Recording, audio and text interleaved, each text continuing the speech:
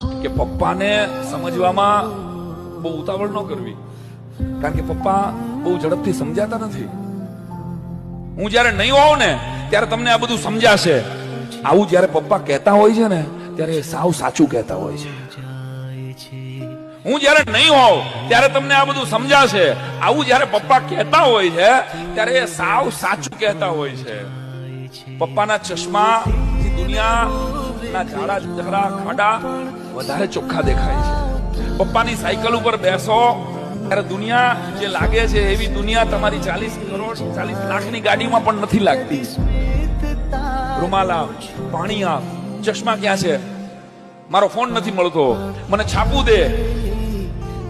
આવો દેકારો કરનારો, રોજ સવારમાં આવો દેકારા કરનારા માણસનો અવાજ એ ઠેઠ ધુમાડો થઈ જાય ને ત્યારે એના સંતાનોના કાન પહોંચે છે.